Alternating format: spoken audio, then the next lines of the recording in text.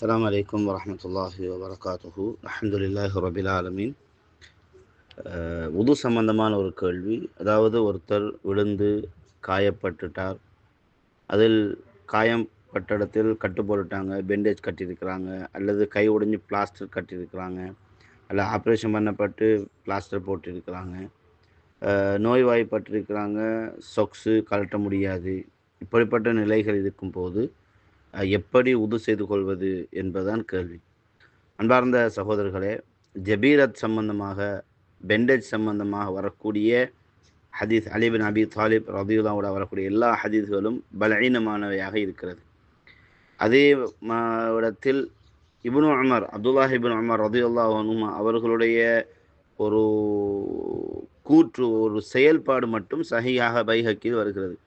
அதாவது இப்னு உமருடைய கையில் காயம் அடிபடுகிறது, காயம் ஏற்படுகிறது. எனவே அவர்கள் பெண்டேஜை கட்டியிருந்தார்கள். அதற்கு மேலாக அவர்கள் மசூல் செய்து கொண்டார்கள் என்ற செய்தி மட்டும்தான் வருகிறதே தவிர, நேரடியாக ரசூலுல்லாஹ்விடம் வந்தக்கூடிய எந்த ஒரு செய்தியும் ஆதாரபூர்வமான செய்திகளாக இல்லை. வல்லாஹு அலம்.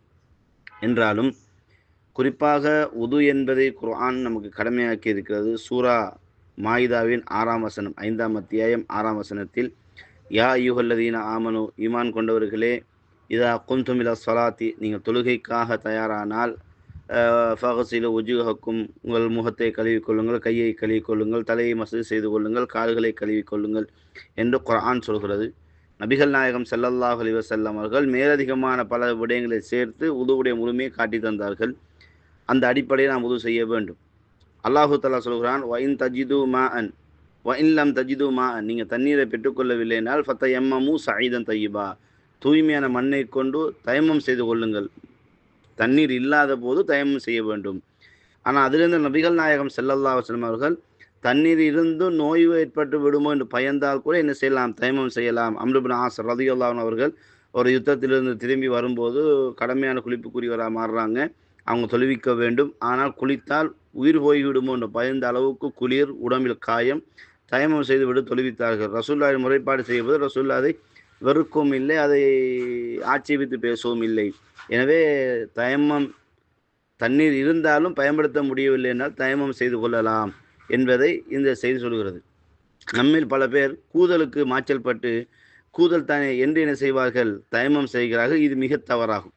மரணம் ஏற்படும், நோய் அதிகரிக்கும் என்ற ஒரு பிரச்சனை இருக்குமாக இருந்தால் மட்டும்தான் தயம்மம் செய்ய வேண்டுமே தவிர, நம்மில் பல பேர் சுபஹுடைய நேரத்தில் குளிக்காமல் பள்ளிக்கு போகிறார்கள். கேட்டால் கூதல், தயம்மம் செஞ்சுட்டு போகிறாங்க. இது அல்ல, இது கூடாது. அவங்க கூதல் என்பது பெரிய ஒரு ஆபத்துக்குரிய, உடல் ஆபத்தை ஏற்படுத்துமாக இருந்தால், உயிர் ஆபத்தை ஏற்படுத்துமாக இருந்தால் என்ன செய்யலாம்? நோய் அதிகரிக்குமாக இருந்தால் தயம்மம் செய்யலாம். அப்போ எனவே அல்லாஹு தஆலா சொல்கிறான், வஇன் லம் தஜிது மாஅன், உங்களுக்கு தண்ணீர் கிடைக்கவில்லை என்றால் ஃபதயம்மமு, நீங்கள் என்ன தயம்மம் செய்யணும், ஸஈதன் தய்யிபா, தூய்மையான மண்ணை கொண்டு தயம்மம் செய்ய வேண்டும் என்று அல்லாஹு தஆலா நமக்கு சட்டமாக சொல்கிறான். அந்த முறையும் சொல்லப்படுகிறது. அதே இடத்துல ஷேக் ஹுதைமீன், ஷேக் பின்பாஸ் போன்ற அறிஞர்களும் கேட்கப்படக்கூடிய பொழுது, ஒரு இடம் மட்டும்தான் தயம்மம் செய்ய வேண்டும், மற்றதெல்லாம் கழுவக்கூடிய இடம் இருந்தால் எதையெல்லாம் கழுக முடியுமோ அதையெல்லாம் அவர்கள் கழுவிக்கொள்ள வேண்டும், எதையெல்லாம் கழுக வேண்டுமோ அதையெல்லாம் அவர்கள் கழுவிக்கொள்ள வேண்டும் என்று சொல்லிவிட்டு, எந்த இடம் தண்ணீர் பட்டால் நோய் அதிகரிக்கும், தண்ணீர் படக்கூடாது என்று எச்சரிக்கை செய்யப்பட்டிருக்கிறதோ அந்த இடத்தில் அப்துல்லாஹ் இப்னு உமர் ரலியல்லாஹு அன்ஹு அவர்கள் நடந்து கொண்ட அந்த முறைப்படி என்ன செய்யலாம்? அந்த ஈரப்பதத்தை கொண்டு அப்படி அவர் தடவி விடலாம் என்ற ஒரு செய்தி வைக்கப்படுகிறது.